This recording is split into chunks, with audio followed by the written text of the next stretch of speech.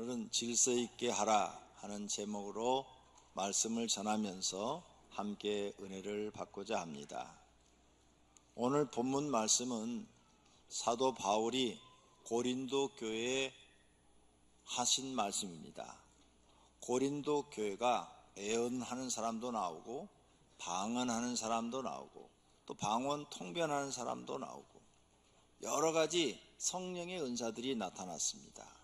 그런데 전부가 다 자기 것만 최고라고 그러고 남은 무시하고, 그리고 또 방언도 하고 애언다는데 막 질서 없이 하고 교회가 뒤죽박죽인 이야기를 들었어요.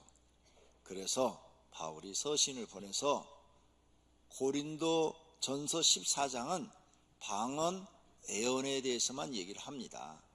알아듣지 못한 말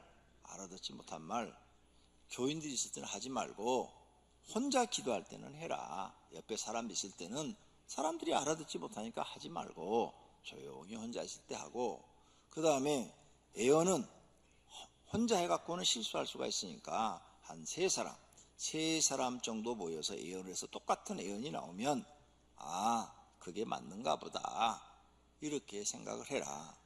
또 누가 방언하는 사람이 있으면 방언 통역자를 세워라. 그래서 이 사람이 지금 방언하는 것을 통역자가 해석을 해줘야 사람들이 다 알 것이 아니냐. 너희가 교회에서 예언하는 것도 방언하는 것도 다 교회의 덕을 세우는 것이다. 이런 것들을 좀 품위 있게 하고 질서 있게 하라. 이런 뜻으로 바울이 오늘 말씀하신 것입니다. 이 말씀 속에는 우리가 교회 생활을 하는데 교회 생활을 품위 있게 하고 질서 있게 하라 하는 말씀이 들어있는 겁니다. 왜? 고린도 교회가 질서가 없는 모습을 보고 지금 편지를 보낸 거거든요. 그래서 우리가 오늘은 사도 바울 선생님이 우리에게 주신 말씀, 모든 것을 품위 있게 하고 질서 있게 하라 하는 이 말씀을 가지고 은혜를 받고자 합니다. 인터넷을 뒤져봤더니 자녀 교육용으로 양마을과 늑대마을 이야기가 나와요. 깊은 산속에 모두 착하고 질서를 잘 지키는 양마을이 있었어요. 이 양마을의 양떼들은 질서를 참 잘 지키고, 그런데 그 뒷동네에 질서를 안 지키는 늑대마을이 있었습니다. 양마을은 학교 급식 시간에 너무나 행복했어요. 맛있는 밥과 국이 있어서 행복도 했지만 그보다도 더 행복한 것은 양들은 딱 질서를 써가지고 밥을 타고 밥을 이렇게 먹는 거예요. 이런 질서를 잘 지키는 습관 때문에 아주 식당도 아주 분위기가 좋고, 그 다음에 또 먹고 난 다음에도 다 깨끗하고, 그래서 다른 사람이 와도 또 아주 밥을 먹는데 그 양들이 아주 먹기가 좋았어요. 또 서로 자리를 양보하고 몸이 아픈 양이 있으면 양보도 해주고, 이렇게 해서 너무너무 웃으면서 밥을 먹고 행복하게 먹었어요. 그런데 반대로 늑대 마을 학교 급식 시간은 마치 전쟁터와 같았어요. 힘이 센 늑대들이 먼저 먹으려고 막 가서 힘이 약한 늑대들을 밀어내고 자기들이 먼저 밥을 먹고, 힘센 늑대가 항상 싸움을 걸고, 급식 받은 늑대들은 서로 먼저 좋은 자리에 앉으려고 막 또 다투고, 막 이런 일들이 막 벌어져서 국이 막 엎어지기도 하고 밥을 막 엎기도 하고 급식 시간에 어수선하고 밥을 제대로 먹을 수가 없었답니다. 이렇게 양마을과 늑대마을이 있었는데 어느 날 산속에 불이 났어요. 그래서 동물들이 불길을 피하기 위해서 물이 있는 폭포 쪽으로 뛰어가기 시작했습니다. 양마을과 늑대마을에도 불이 나서 이제 살기 위해서 그들도 막 뛰어가는데, 양마을의 양들은 질서를 잘 지켜서 폭포 쪽으로 뛰어가서 하나도 다치지 않고 다 물속에 들어가서 불을 피할 수가 있었습니다. 그런데 늑대마을에 사는 늑대들은 막 서로 먼저 가려고 막 다른 늑대를 넘어뜨리기도 하고 짓밟고 가기도 하고, 그래가지고 많은 부상자가 생기고 그랬다는 거예요. 질서에 대한 아이들 교육용으로 인터넷에 이런 내용이 올라와 있더라고요. 우리가 이 세상을 살면서요, 질서가 굉장히 중요합니다. 법이 왜 만들어진 줄 아십니까? 질서를 안 지켜서 법을 만든 겁니다. 교통법규 안 만들어서 질서를 사람들이 잘 지켰으면 교통법규라는 걸 만들 필요가 없어요. 근데 질서를 안 지키니까 이렇게 지키라 하고 법을 만들어 놓은 거죠. 하나님이 세상에 법을 만들어 놨어요. 왜 만들어 놨을까요? 질서를 안 지키니까 법을 만들어 놨어요. 그래서 이렇게 질서를 지켜라 하고 법을 만들어 놓은 거예요. 내가 이렇게 법을 만들어서 질서를 지키라 했는데 안 지키면 심판해 버리겠다는 거죠. 우상 숭배하지 마라. 우상에게 절하고 소원을 비는 것은 그건 거짓 신에게 비는 것이다. 이렇게 질서를 딱 만들어 놓은 거죠. 그러므로 그리스도인들은 교회에 와서 이제 하나님을 믿고 질서를 지키는 사람이 돼야 돼요. 질서를 지킨다는 것은 규칙을 지킨다는 거죠. 어떤 규정을 지키는 것, 법을 지키는 것을 말하는 거예요. 그렇다면 오늘 본문에 보니까 사도 바울이 질서를 지키라 그랬어요. 첫째로 우리는 여러 가지 은사를 받았는데 그 은사를 사용하는 것도 질서를 지키라는 것입니다. 고린도전서 14장 26절에 그런즉 형제들아 어찌할까 너희가 모일 때 각각 찬송시도 있으며 가르치는 말씀도 있으며 계시도 있으며 방언도 있으며 통역함도 있나니 모든 것을 덕을 세우기 위하여 하라. 덕을 세운다는 게 뭐예요? 아름답게 하라는 거죠. 교회가 아름답게 질서 있게 해서 교회가 아름답게 해라. 아름답게. 정말 그렇습니다. 제가 청년 때부터 이제 기도원을 많이 다녔어요. 기도하러 다니느라고. 기도원에 가서 보니까 막 기도하는데 막 별 사람이 다 있더라고요. 여러분은 못 봤을 거예요. 저는 기도하는 거 이렇게 보니까 막 어떤 사람은 막 괴성을 지르고 어떤 사람은 막 손을 들고 막 그냥 막 춤을 추고 어떤 사람은 막 일어서서 막 뛰면서 막 하고 또 어떤 사람은 막 떼굴떼굴떼굴 막 부르면서 막 별 사람을 제가 다 봤어요. 네.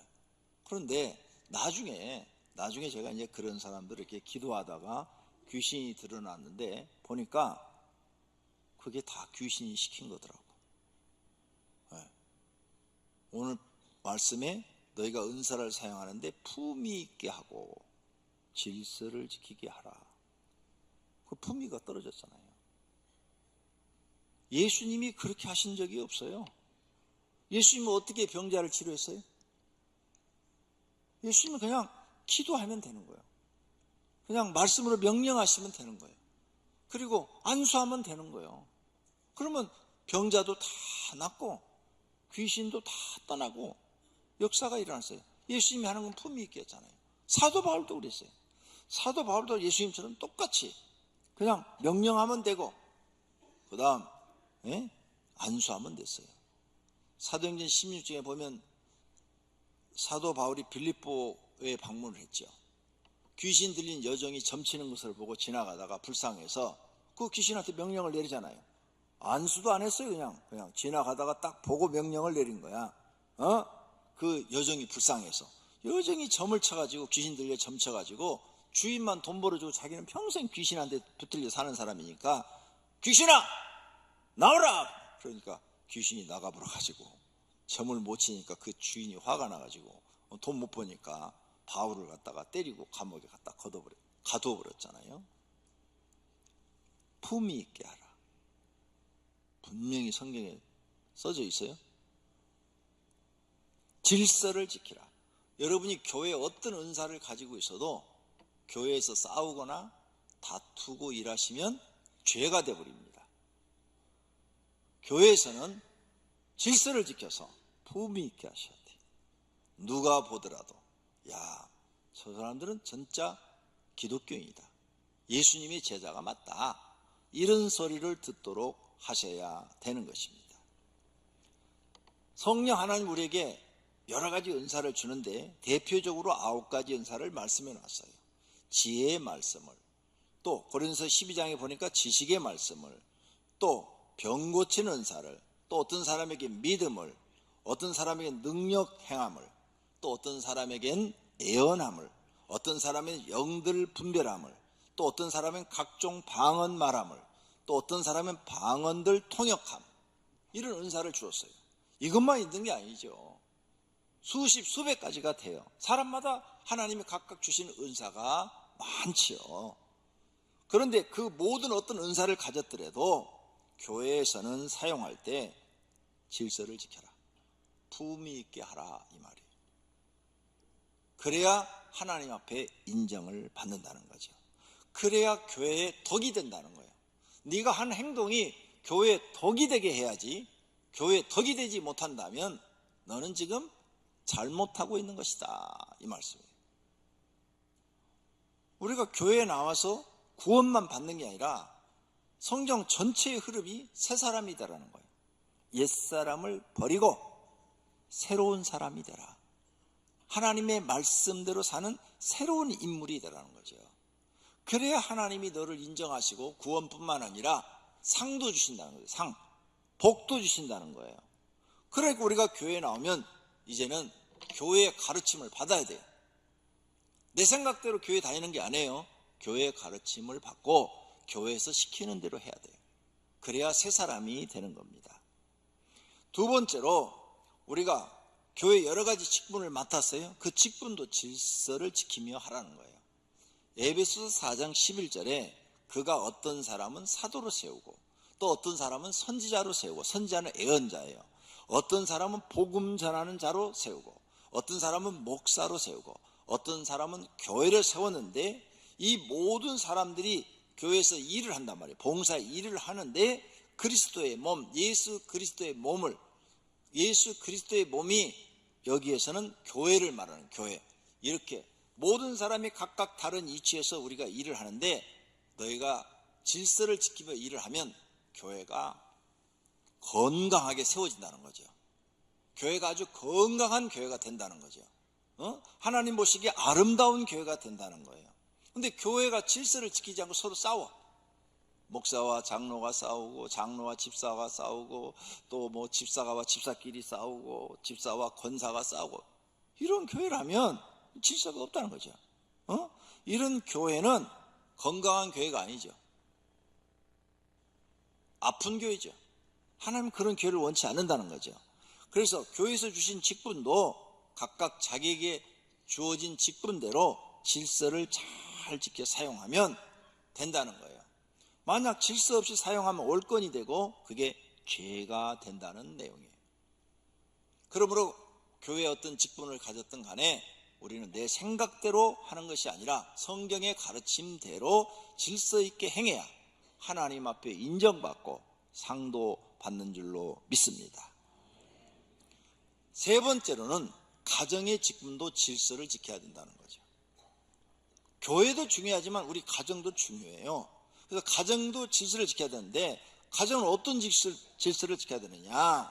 남편과 아내가 서로 자기가 지켜야 될 것이 있어요. 고린도서 7장 3절에 남편은 그 아내에 대한 의무를 다하고, 남편이 아내에 대해서 남편으로서의 의무를 다하는 게 질서를 지키는 거예요. 내가 의무는 하지 않고 권리만 주장하는 것은 잘못된 사람이에요. 우리가 반드시 배워야 될 것은 어느 곳에 가든지 내가 해야 될 의무가 있어요. 내가 의무를 다 준행하고 권리를 주장하는 것이지, 내가 할 일도 하지 않으면서 권리를 주장한다, 이거 말이 안 돼요. 성경에 이런 구절 아시죠? 일하기 싫거든 먹지도 말라. 그게 뭐예요? 내 의무를 다 하라 이게요. 넌 열심히 일을 해라. 일하고 먹을 것을 찾아라. 어떻게 너는 맨날 놀면서 먹을 것만 찾냐? 그런 사람은 하나님이 인정하지 않는다. 그러니까 우리가 교회에 나오면 이제 내 생각을 다 내려놓고 하나님 말씀으로 새로 배워서 그 말씀대로 살아야 돼요. 그게 하나님의 법을 지키는 것이고 질서를 지키는 거예요. 그래서 남편은 아내에 대한 의무를 다하라. 아내에 대한 의무, 내가 남자로서 해야 될 의무를 다하라. 아내도 남편에게 할 의무를 다하라. 의무는 하나도 하지 않으면서 남편을 쥐잡아먹지, 잡아먹으려고 하지 마라, 그 말이에요. 웃으라고 했어요. 일부러. 하도 내가 여러분이 심각하게 듣고 있길래 분위기 좀 깨니라고. 너무 심각하게 들으셔요. 에베소 5장 25절에도 남편들아 아내 사랑하기를 그리스도도 교회를 사랑한 것처럼 사랑해라. 예수님이 십자가 위에서 자신을 몸을 주어서 만들어진 것이 이 신약교회예요. 교회를. 그러니까 자기 몸을 던져서 교회를 사랑한 것처럼 아내를 사랑하라. 그럼 여기 남자들은요, 그게 질서예요. 자기 아내를 자기 목숨을 다 줄 만큼 그렇게 아껴주라는 거예요. 아껴줘라. 아껴주는 게 사랑이에요. 도와주는 게 사랑이에요. 이게 질서예요. 이런 걸 행하라는 거예요. 안 하면 뭐예요? 말씀을 어겼으니까 죄가 되는 거예요. 말씀을 안 들으면 다 죄가 됩니다. 아내들아 남편에게 복종하라. 아내들도 그렇게 자기한테 의무를 다하는 남편에게 순종해라. 복종해라. 그런 말씀이에요. 자기한테 의무를 다하는 남편에게 순종하지 않고 복종하지 않으면 되느냐. 이걸 질서라는 거죠. 이걸 네가 지키지 않는다면 너도 하나님 앞에 죄가 된다. 이 말이죠. 그래서 죄인이 잘 될 수는 없어요. 누구든지 죄를 지은 사람은 안 되죠. 세상에도 죄를 지어서 그게 들키면 어떻게 돼요? 들키면 벌금을 내든지 감옥 가요. 하나님 앞에는 안 들킬 사람이 있을까요? 한 명도 없어요. 하나님은 우리를 보시는 순간, 아니 우리를 보시기도 전에 이미 다 알고 있어요. 네가 무슨 죄를 짓고 있는지, 하나님 말씀에 뭘 어기는지. 그러니까 피할 길이 없어요. 변호사 갖다 대도 안 돼요. 그러니까 하나님이 하신 말씀을 지켜야 돼요. 지키지 않으면 다 죄가 되고 그 죄값이 고통으로 오니까 지켜야 된단 말이에요. 그래서 죄값은 사망이라 성경에 써놨잖아요. 적은 죄든 큰 죄든 죄값은 사망, 죽음과 같은 고통이 온다는 거예요. 그럼 내가 왜 이렇게 고통스럽게 인생을 살까? 죄 때문이에요. 죄 때문에. 그러니까 우리가 교회 나와서 이제 성경을 배우고 하나님 말씀을 배워서 내 자아를 죽이고 말씀대로 살려고 노력하셔야 돼요. 노력. 그래서 하나님 앞에 인정받아야 돼요. 가정의 질서를 지키는데 부부간만 질서를 지키는 게 아니에요. 그래서 부모와 자녀도 가정의 질서를 지켜야 돼요. 꼭 여러분 가정에서 행복하시려면 부부간에도 예의를 지키세요. 예의를. 제가 청년 때 읽은 책 중에서 머릿속에 오래 남아있는 책이 친할수록 예의를 지켜라. 그래야 관계가 오래 간다. 그런 내용의 책을 읽었어요. 근데 그게 정말 맞아요. 친구 간에도요, 서로 예의를 지키면요, 깨지지 않아요. 30년, 40년, 50년 친구 관계 가는데 둘이 이제 허물이 없어. 야자 터. 그럼 말이 막 나가. 목사인데 이렇게 같은 목사인데도 권 목사 이렇게 안 부르고 영구야 이래. 근데 처음은 그냥 참어. 근데 계속 가면은 야 영구야 야 영구야 땡칠이 이런 식으로 이제 막 이렇게 나오면 그 사람과 관계가 깨져요. 저 자식이 날 무시를 하네. 쥐가 뭐라고 날 무시를 해? 그러니까 친구 간에도 예의를 지키라는 거죠. 부부 간에도 예의를 지켜야 돼요. 그러면 부부 관계가 오래 깨지지 않고 행복해지는 거예요. 여러분이 집에서 부부 관계 말 터가지고 막 하다 보니까 성질 나면 있는 말 없는 말 다 퍼부어대니까 정내미가 뚝 떨어져 버리는 거예요. 예의를 안 지키니까. 그러니까 싸울 때도 예의를 지켜야 돼. 화가 나도 예의를 지켜야 돼. 그래야 관계가 안 깨지고 오래 간다니까요. 이거 제가 그 책 보고요, 굉장한 내 인생에 도움을 얻었어요. 그래서 저는요 30년 40년 친구한테도 존댓말을 써요. 왜? 그래야 관계가 오랫동안. 그리고 내가 상대방을 존댓말 쓰니까 아무리 화가 나도 막말을 안 하잖아요. 막말을 안 해요. 그러니까 그 친구하고 관계가 오랫동안 유지되더라고. 저는 좋은 책을 보면 오래 기억을 해요. 성경은 세상에서 제일 좋은 책이에요. 그러므로 부모와 자녀 간에도 질서를 지켜야 돼요. 자녀는 부모를 공경하라 그랬어요. 부모를 공경하라. 그래서 부모한테 정말 여러분도 예의를 지켜야 돼요. 또 부모는 자녀한테 내 자식이라고 막 함부로 말하면 안 돼요. 막 여러분이 자식한테 막 내가 낫다고 그냥 막 세상에 들을 수 없는 소리를 막 갖다 막 퍼부어버리네 그냥. 그러면 그 아이들은요 기가 죽어버려요. 기가 죽어서 세상에 나가서 자신감도 없고 그리고 부모에 대한 애정도 없어져 버려요. 빨리 가정에서 탈출하고 싶은 거야. 집에서 도망 나오고 싶은 거야. 아무리 화가 나도 지켜야 돼. 질서를 지켜라. 질서를. 부모로서 자녀한테 할 말이 있고 안 할 말이 있는데 막 심한 말들을 막 하잖아요. 싸울 때 보면 막 자녀 야단할 때 어떤 사람 들어보면은 아이고 저기 개새끼만 더 못해 그냥. 얼마나 심하게 막 야단을 하는지. 질서를 지키라. 가정의 질서를 지켜야 우리 가정이 행복해지는 거예요. 이제 여러분 교회 나서 오늘 이걸 배워서 앞으로 아무리 집에 가서 무슨 일이 있어도 질서를 지키세요. 집에서 남자가 할 일은 남자가 하세요. 여자한테 미루지 마세요. 여자가 할 일은 힘들어도 여자가 하세요. 할 수 없는 일만 남편한테 부탁을 하세요. 그래야 가정이 이게 행복해지는 거예요. 참 우리가 교회 나와서 배울 게 참 많죠.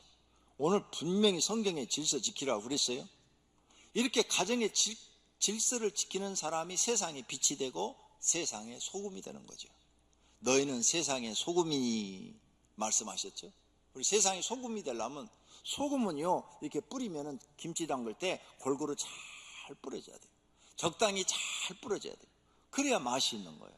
너무 많이 들어가도 안 되고 너무 안 들어가도 안 되고 한쪽만 뿌려주고 한쪽은 안 뿌려줘도 안 되고. 소금은 세상에 맛을 내는 거예요. 이렇게 질서를 잘 지키는 사람이 세상에 맛을 내는 사람이에요. 가정에서도 질서를 잘 지키면 가정에 맛을 내는 사람이죠. 가정이 행복해지는 거예요. 너희는 세상의 빛이라.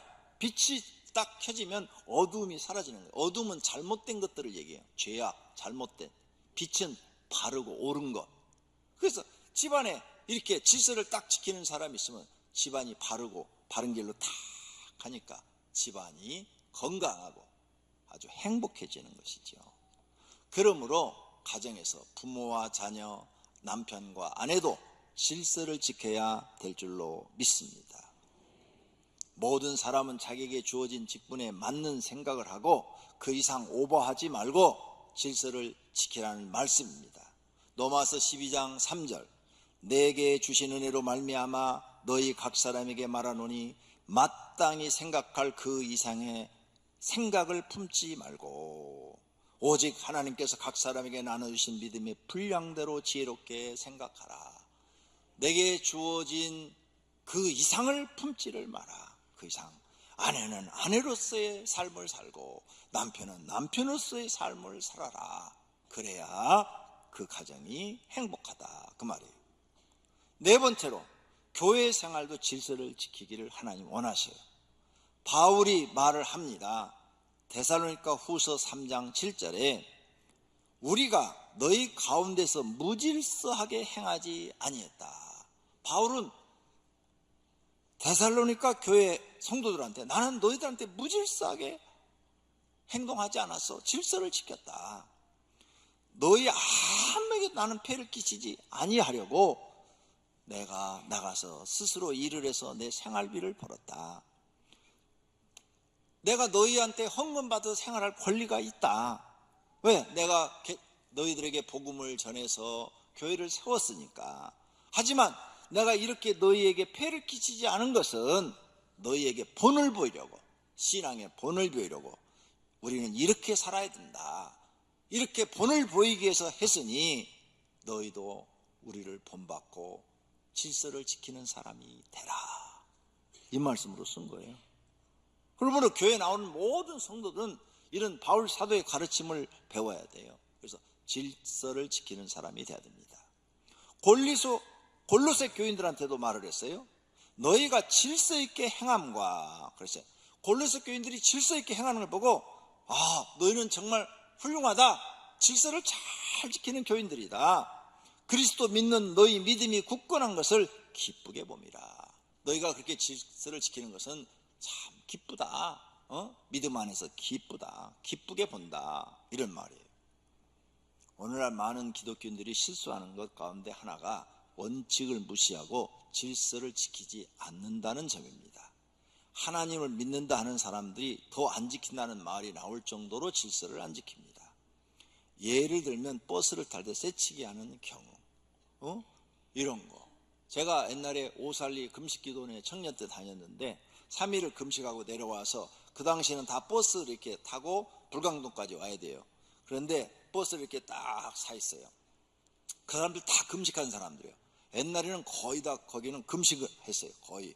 예. 그 금식한 사람들이 이제 3일 금식하고 이제 응답받고 이렇게 내려오는데 줄을 딱 서 있는데 어떤 아줌마가 싹 새치기해서 앞으로 가서 탁 끼어서 타니까 뒤에 있는 다른 아줌마가 아줌마! 새치기 하지 말아요! 소리를 빽 지르니까 급해서 그래요. 급해도 여기 있는 사람들도 다 급해하고 싸움이 붙었어 둘이. 이런 식이 돼서는 안 된다는 거죠. 질서를 지켜야 된다는 거죠. 이렇게 질서 의식이 없고 원칙을 무시하는 경우는 대부분 자기만을 생각하는 이기적인 욕심에서 비롯된다는 거예요. 그렇기 때문에 바울 사도는 분명하게 우리에게 권면하고 있는 겁니다. 모든 것을 품위 있게 하고 질서 있게 하라. 기독교인들은 뭐든지 품위 있게 해야 된다. 품위 있게 해야 된다. 제가요 전도사 때 어떤 교회 부교육자로 있는데요, 이제 대신방 때 따라다녔어요. 목사님이 오라고 그래서 대신방 때 따라다녔는데, 대신방 이제 끝나고 이제 집사님들끼리 모이는 곳에 이제 저도 같이 차를 마시고 있는데, 집사님들끼리 담임 목사님 흉을 보더라고. 야, 우리 목사님은 식사를 꼭 돼지같이 하지? 내 전도사가 지금 앞에 있는데도, 야, 그냥 허겁지겁만. 제가 그때부터 주눅 들어갖고 밥을 못 먹어요. 그래서 지금 여러분이 날 봤잖아요. 식사 이만큼밖에 안 하고 품위 있게 천천히 먹고 말잖아요. 아, 성도들은 목사가 밥 먹는 것까지도 흉보는구나. 나 있는 데서 그 얘기를 하니까 이제는 배가 고파도 밥을 많이 먹을 수가 없어. 왜? 돼지같이 먹는다는 소리 할까봐. 그래서 양이 확 줄어갖고 지금까지 제가 양이 줄어고 이렇게 날씬한 몸매를 유지하고 있어요. 우리 교인들 알죠? 제가 양이 적은 거. 그때 그 말 때문에 그런 거야. 많이 먹으면 흉본다는 걸 알게 된 거야. 그래서 못 먹는 거야. 아, 성경에 이런 말씀이 있네. 모든 것을 품위 있게 하고 질서 있게 하라. 이야, 훌륭한 말이죠. 이제 배워야죠. 배웠으면 이제 그렇게 실천하면 되는 거예요. 과욕을 부리지 않고 적당히 할 줄 아는 자기 절제가 있는 사람은 하나님의 영광을 나타낼 수 있는 줄로 믿습니다. 성도가 이기적인 마음에 사로잡히지 않고 원칙을 존중히 여기고 질서를 잘 지키는 사람은 사람들로부터 칭찬을 받을 것이고 하나님의 영광을 나타낼 뿐 아니라 하나님께서도 기뻐하실 줄로 믿습니다. 어떤 기독교인이 글을 써놨어요. 전철을 탔는데, 요 얘기는 교인보감 질서장에 나오는 얘기예요. 예화로. 전철을 타는데 아주 충격적인 일을 경험했어요. 자, 전철에 두 자리가 딱 비었는데 딱 앉으려고 그러니까 어떤 아줌마가 확 밀치면서 탁 가서 앉았어요. 그리고 가방을 갖다 그 빈자리 옆에다가 탁 던져놨어요. 그리고 권사님 빨리 와 여기 자리 있어 그러는 거예요. 자기도 이제 교회를 다니지만 참 마음이 아픈 거죠. 차라리 권사님이란 말을 하지 말지. 기독교 망신 다 지키고 있네. 그런 생각이 드는 거예요. 사람들이 다 쳐다보지요. 안 쳐다보겠어요 그거? 그러니까 질서를 지키라는 거예요. 질서 안 지키면 망신당한다는 거죠. 우리 교회는 질서를 잘 지키는 성도들이 되시기를 바랍니다. 교회 예배 드릴 때도 질서를 지키시기를 바랍니다. 내 편안한 것 생각하지 말고 교회에 들어오면 교회 질서를 지키고, 회사에 가면 회사의 질서를 지키고, 가정에 가면 가정의 질서를 지키는 사람이 되기를 바랍니다. 사무엘이 우리에게 가르쳐줍니다. 순종이 제사보다 낫다. 교회 나오면 순종이 제사보다 나은 거예요. 어떤 자리에 갑니다. 초청받은 자리에 가요. 그러면 거기에서 안내하시는 분들이 목사님 여기 앉으세요. 그러면 그 자리에 앉아야 되잖아요. 그게 질서를 지키는 거잖아요. 다 자기 자리가 있어요. 근데 난 여기 싫어. 저쪽 가서 앉을 거야. 이렇게 하면 질서를 깨는 것이 되는 거죠. 교회에 오면 교회 안내위원들이 성도님들 앉을 자리를 이쪽으로 가세요. 이렇게 다 얘기를 합니다. 앞으로는 그렇게 질서를 지키는 것, 여기서부터 습관을 들여서 교회에서부터 질서 지키는 걸 내가 습관을 들이고 이제 가정에 가서도 그 습관을 실천하고 직장에 가서도 습관을 실천하면 칭찬받는 사람이 되고 사랑받는 사람이 될 줄로 믿습니다. 교회에 들어올 때 여기 자리가 있어요. 왜 앞자리부터 앉으라고 그럴까요? 앞자리에 있어야 내가 여러분 얼굴도 알고 이 설교도 귀에 쏙쏙 들어와요. 저 뒷자리 계시면 좋는지 안 좋은지 눈을 감았는지 떴는지 알 수가 없어요. 안경 쓰신 분은 더 모르겠어요. 그러니까 앞자리부터 앉아야 또 나중에 예배 시간 늦게 오시는 분들이 뒷자리에 앉을 수 있는데 다들 뒷자리부터 앉아버리니까 교회에서 뒷자리 못 앉게 하려고 빨간 줄을 딱 쳐놨어요. 근데 그 빨간 줄을 무시하고 또 들어가네. 그러니까 이게 질서라는 거죠. 질서. 제가 미국의 하버드대를 탐방을 했어요. 근데 거기 안내하시는 분이 이 길은 코리아 로드 이렇게 써져 있어요. 아치형으로도 있고 코리아 로드라고 간판이 이렇게 써져 있어요. 설명을 하는 거예요. 모든 미국 사람들은 이 잔디밭을 밟지 않으려고 돌아다니는데 한국 사람이 거기를 막 길러 다녔다는 거예요. 그래가지고 학장이 아니 잔디밭에 왜 길이 났냐? 그러니까 아니 한국 사람들이 여기를 막 지나다녀가 여기에 길이 생겼다 그러니까 그러냐? 그러면 여기다가 문을 만들고 여기다 써붙여라. 코리아 로드라고. 왜? 볼 때마다 부끄러움을 느끼라고. 질서를 지켜야 돼요. 미국에 가면요 식당에 가서 내 맘대로 못 앉아요.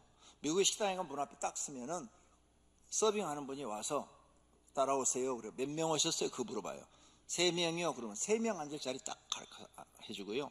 5명 왔어요. 그러면 5명 온 사람. 처음 몇 명 왔냐고 꼭 물어봐요. 혼자 왔어요. 그럼 1인 좌석에 딱 줘요. 지정된 좌석 밖에 가서 밥을 못 먹어요. 자리가 다 비었어도 안 돼요. 철저하게 질서를 지킵니다. 미국 가서 한국식으로 운전하면 여러분은 벌금 엄청 물으셔야 돼요. 미국의 골목, 동네를 가는데도요 신호등 없어요. 그래서 사거리 딱 오면은 차가 질서 있게 탁탁 움직이는데 그걸 어기면 벌금이 엄청 나와요.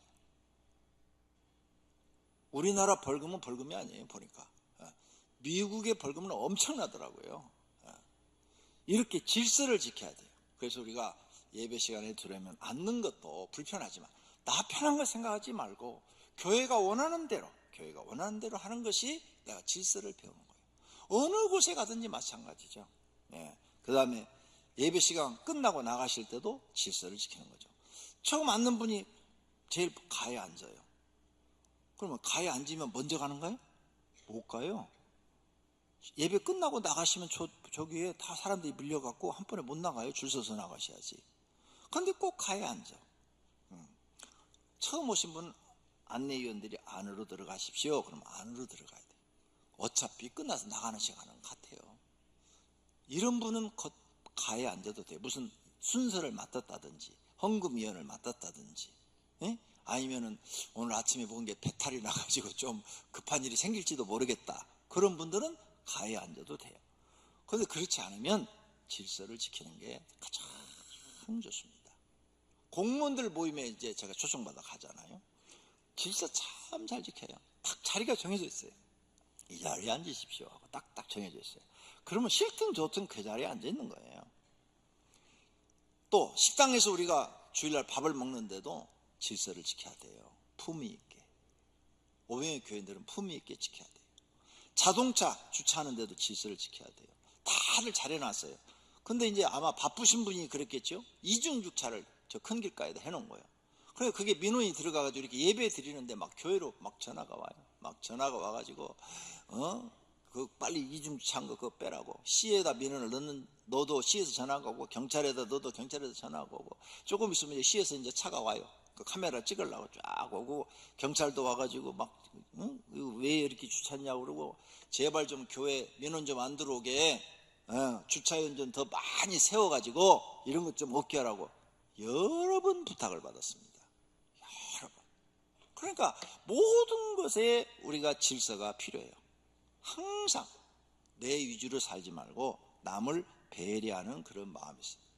또 다른 사람 차 앞에 세울 때는 반드시 사이드가 풀려 있는지 잠겨 있는지 그래서 풀어놔야죠. 그래야 밀고 다른 사람이 나가는 거죠. 이런 항상 다른 사람을 존중하고 배려하는 마음이 있어야 되겠죠. 이런 사람들이 질서를 잘 지키고, 이런 사람은 어디 가든지 욕먹을 행동을 하지 않고 사람들한테 칭찬받고 사랑받는 사람이 되는 줄로 믿습니다. 옛날에 뭐 무슨 라면인가 보니까 그 코미디언 둘이 나와가지고 형님 먼저 아우 먼저, 라면 한 그릇 갖고 형님 먼저 아우 먼저, 서로 양보하는 그런 미덕을 보이더라고요. 질서를 지키려면요 양보할 줄 알아야 됩니다. 제가 식당에 밥 먹으러 내려가면 막 성도님들이 저보다 앞으로 가라고 그래요. 목사님 앞으로 가세요. 이제 목사니까, 담임 목사니까 배려해 주는 거죠. 한 번도 내가 앞으로 간 적이 없어요. 한 번도, 지금까지. 여기 교회뿐만 아니라 어디 가서도 나는 그런 행동을 한 적이 없어요. 줄을 딱 서면 앞에 분들 그냥 드십시오. 제 순서대로 먹겠습니다. 순서대로 먹었어요. 질서를 지키는 사람이 돼야 돼요. 어디 가든지 특별한 행동을 하려고 하시면 안 돼요. 그래야 사람이 어느 곳에 가든지 대접받습니다. 존경받습니다. 할렐루야. 휴지 하나도 막 이렇게 버리고 가면 안 돼. 내가 버린 것은 내가 다 주워가지고 가야 돼. 내가 버린 것. 화장실도 깨끗하게 사용해야 돼요. 우리 관리입사에 오면은 목사님 화장실 더러워서요. 왜 이렇게들 더럽게 쓰는지 모르겠어요. 막 휴지를 막 여기저기 막 다 틀어놓고. 여러분, 내가 썼어요. 다른 사람이 들어오는데 그 사람도 교인이요. 우리 교인이야. 우리 교인이 들어왔는데 여가 막 지저분하면 거기서 볼일 보고 싶겠어요? 딴 데로 가고 싶지.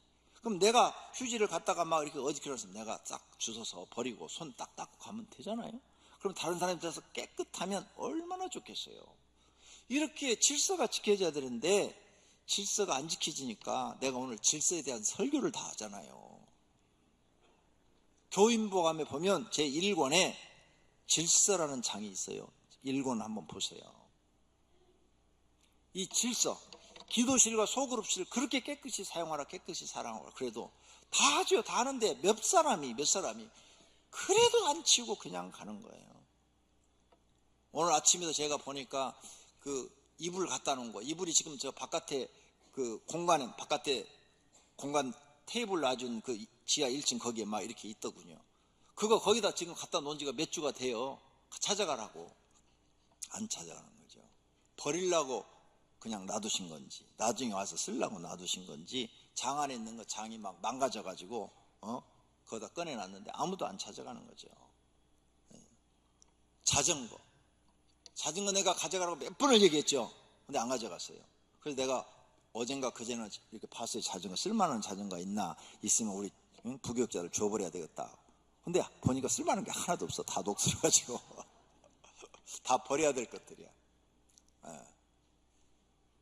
거기 광고 붙여놨어요. 2월 10일까지 자전거 안 가져가시면 다 폐기 처분하겠다고. 그래야 거기가 비워줘야 다른 분이 와서 또 거기다 주차하고 일 보고 또 가시죠. 주차할 데가 없으니까 막 자전거 주차할 데가 없으니까 막 여기다 대고 저기다 대고 막 대놔가지고 애들이 또 막 뛰어가다 걸려갖고 넘어져 다친대잖아요. 우리가 이 질서를, 이렇게 공동체 생활에는 질서가 아주 더 중요합니다. 더 중요해요. 내가 이걸 했는데 다른 사람에게 피해가 되지 않을까, 항상 이 생각을 해야 되는 거죠. 그래서 우리는 자신을 스스로 질서를 지키는 사람이 되어야 가정에서고 교회에서고 직장에서고 칭찬받고 인정받고 사랑받는 사람이 될 줄로 믿습니다. 우리도 좋은 교회 만들 수 있어요. 제가 전사 때, 신학교 다닐 때 충현 기도원을 빌려서 3박 4일 우리 신학교 학생들 전원을 다 모아놓고 축제를 했어요. 1년에 한 번씩 있는데 거기에 그 축제 준비위원장이 저였습니다. 그래서 제가 그 김창인 목사님을 저녁에 부흥회하는데 월요일서부터 목요일날 저녁까지 4일 동안 내가 사회를 봤는데 옆에를 같이 계속 그분을 따라다녔어요. 왜? 그분이 그 기도원 방에 계시는데 가서 모셔와야 되고 워낙 유명하신 분이고 나는 그때 전사 때니까 하늘과 땅 차이잖아요. 또 모셔다 드리고 또 그분이 물을 꼭 갖고 다니세요. 이 보온병에 물을 갖고 들고 보온병 내가 들고 쫓아다니고 그런데 그 교회 성도들을 거기서 만났는데요. 이야, 사회적으로 다 괜찮은 사람들이에요. 뭐 큰 회사 대표도 있고 뭐 무슨 고급 공무원도 있고 고급 직장에서 다 괜찮은 분들인데 거기 와서 그걸 섬기는데요. 너무 질서를 잘 지키는 거예요. 너무 겸손한 거예요. 제가 전사 때 그걸 보고 은혜를 받았어요. 이야, 큰 교회 성도들은 다르다. 뭐가 달라도 다르다. 너무 좋더라고요, 그 교회. 그래서 막 제가 충흥교회를 엄청 좋아했어요. 그래서 충흥교회 장로님한테 제가 부탁을 했어요. 장로님, 저를 좀 전도사로 써주세요. 제가 가서 열심히 일을 할게요. 사례비 안 줘도 돼요. 배울 게 많으니까 제가 거기 가서 열심히 배울게요. 그 교회 장로님이 저랑 같은 반이고 내 옆자리에 앉았어요.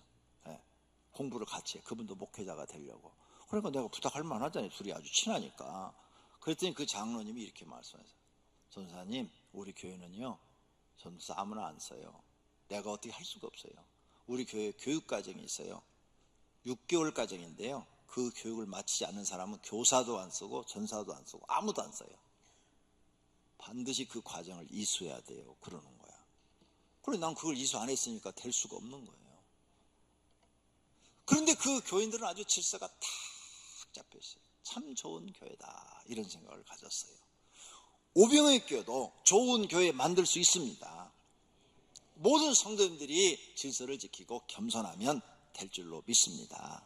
그러면 외부 사람들이 와서 우리 오병의 교인들을 보고, 야, 오병의 교인들은 대한민국 최고야. 대한민국 최고. 참 사람들이 됐어. 질서도 지키고 사람도 겸손하고 자기에게 일 맡겨주면 책임감 있게 하고 어느 곳에 내놔도 빠지지 않는 참된 그리스도인이다, 이런 칭찬을 받게 될 줄로 믿습니다. 우리가 교회 안에서 내가 조금 손해를 보더라도 질서를 잘 지키기를 소원합니다. 세상 사람과 다르게 살기를 원합니다. 그래야 하나님께 인정받아요. 하나님께 인정받으면요, 그때부터 하나님이 나를 도우십니다. 그러면 여러분의 인생이 행복해질 줄로 믿습니다. P.S. 버기라는 사람은 질서란 아름다움이 좌우되는 모양이라고 말했어요. 포트라는 사람은 질서는 하늘의 으뜸가는 법률이라고 말했어요. 이 버크는 훌륭한 질서는 모든 훌륭한 것의 기초다라고 말을 했어요. 스위프트는 질서가 세상을 다스린다, 악마는 혼란의 작자이다라고 말을 했어요. 그러므로 우리는 모두 질서를 잘 지켜 어느 곳에 가든지 그리스도인으로 빛과 소금이 되시고 또 여러분 성도님 가정이 평안하시고 행복하시기를 예수님의 이름으로 축원합니다. 오늘 말씀을 생각하시면서 결심의 기도하겠습니다. 눈을 감으시고, 하나님, 내가 어느 곳에 가든지 질서를 지키는 사람이 되게 하옵소서. 기도하십시다. 하나님 아버지, 질서를 지키는 사람이 되게 하옵소서. 사도 바울이 우리에게 말을 했습니다. 모든 것을 품위 있게 하고 질서 있게 하라. 하나님, 말씀에 이렇게 우리가 질서 있게 하기를 원하시는데 교회 생활만 질서 있게 하는 게 아니라 가정 생활도 질서 있게 하고 직장에 가서 사회생활도 질서 있게 하게 하옵소서. 엘리베이터를 타는데도 질서 있게 타고 자동차를 타는데도 질서 있게 하고 자동차가 빠져나가는데도 질서 있게 하고 모든 삶을 질서 있게 하는 저희들이 되도록 만들어 주시옵소서. 하나님의 말씀은 우리를 복되게 하고 행복하게 하고 사람답게 하고 하나님 앞에 상받게 하는 말씀인 줄로 믿습니다. 오늘 말씀을 듣고 우리가 질서를 잘 지켜 세상의 빛이 되게 하시고 세상의 소금이 되게 하옵소서. 예수님의 이름으로 기도드립니다. 아멘.